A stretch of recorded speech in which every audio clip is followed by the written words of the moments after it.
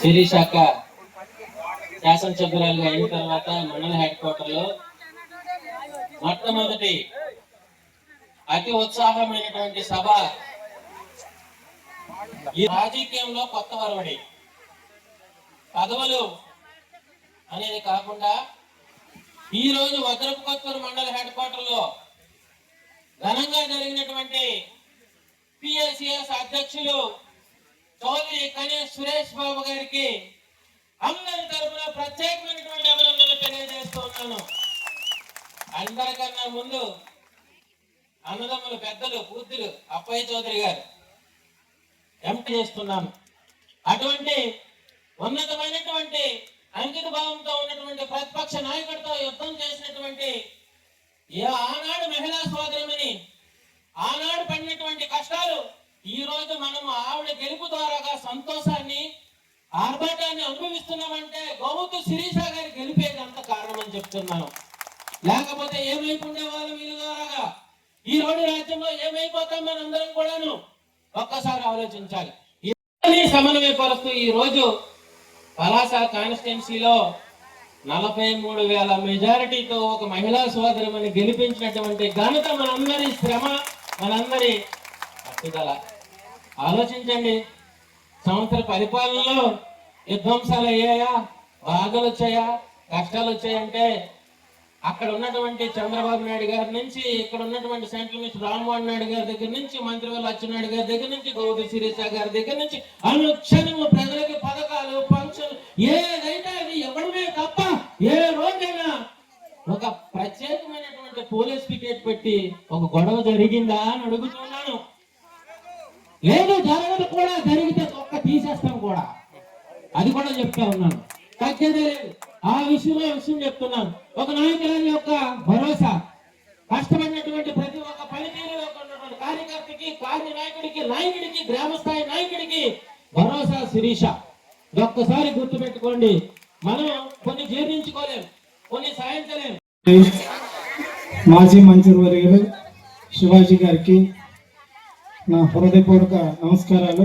అలాగే మనందరి ప్రీతమ నాయకురాలు, మనందరికీ దిశానిర్దేశం నడిపిస్తున్నటువంటి నాయకురాలు ఎమ్మెల్యే గౌతు శిరీషమ్మకి నా నమస్కారాలు తెలియజేస్తూ, ముందుగా ఈ పదవి ఈరోజు ప్రమాణ స్వీకారం చేసినటువంటి సోదరుడు, తమ్ముడు కనితి సురేష్ చౌదరికి నా అభినందనలు, ఆశీస్సులు.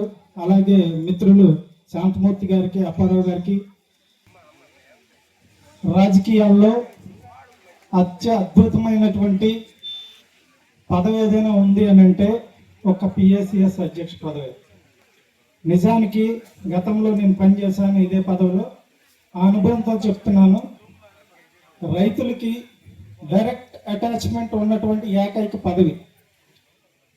రాజకీయాల్లో మనలాంటి నియోజకవర్గాల్లో 99% వ్యవసాయ ఆధారిత కుటుంబాలే ఉంటాయి.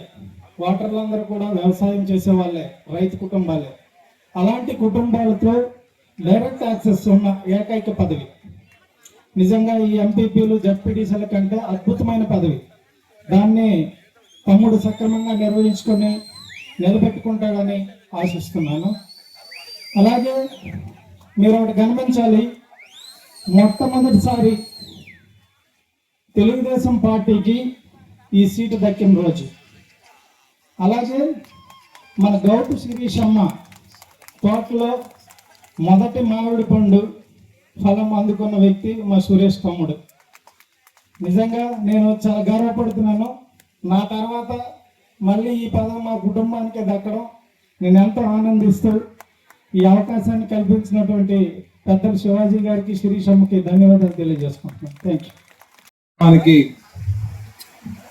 ఆయన అన్నయ్య గౌతు శివాజీ గారికి, అలాగే మా పలాస నియోజకవర్గ అభివృద్ధి ప్రదాత, ఎల్లప్పుడూ తన కష్టార్జిత మిత్రులు రాపాక శాంతమూర్తి గారికి, అలాగే కొత్తూర్తి అప్పారావు గారికి కూడాను ప్రత్యేకమైన అభినందనలు తెలియజేసుకుంటున్నాము.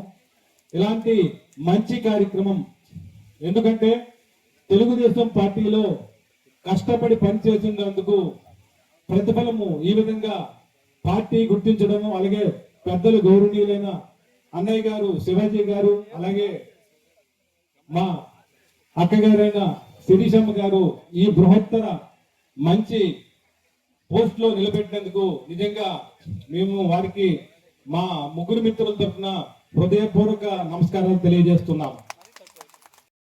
ఎన్నికైనటువంటి శాంతారావు అప్పారావు గారికి, అలాగే వేదికను అలంకరించిన మిత్రులందరికీ పేరు పేరున హృదయపూర్వకమైనటువంటి ధన్యవాదాలు తెలియజేసుకుంటూ, ఇక్కడ మీరందరూ ఎంతో ఆతృతతో ఉదయం నుండి, నేను ఎందుకంటే 10:30-11 ప్రాంతంలో వచ్చాను, అప్పటి నుండి కూడా గాలి లేక ఏమీ లేక నానా ఇబ్బందులు పడుతూ శిరీష్ వస్తారు, శివాజీ వస్తుంది, మన కార్యక్రమం ఉన్నది, తెలుగుదేశం కార్యక్రమం అవుతుంది, ఈ కార్యక్రమం చూద్దామని 10:30 నుండి కూడా అందరూ గాలి లేక నానా ఇబ్బందులు పడిపోయి గాలి కోసం కొట్టుకుంటున్నటువంటి సన్నివేశం కూడా నేను చూశాను. ఫ్యాన్లు చాలకపోయింది.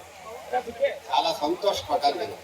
ఎందుకంటే తెలుగుదేశం కొరకు దాని మీద అభిమానంతో, పార్టీ మీద అభిమానంతో, చంద్రబాబు మీద అభిమానంతో, శిరీష్ మీద అభిమానంతో, ఈ సమావేశం మీద అభిమానంతో, మన చౌదరి గారి మీద అభిమానంతో ఎంతమంది ఇంతసేపు ఉదయం నుండి ఒక మీటింగ్లో ఉండటం అనేది నేను ప్రప్రథమంగా చూడటం అనేటువంటి జరిగింది అనేది మీకు విన్నవిస్తున్నాను. అంతే.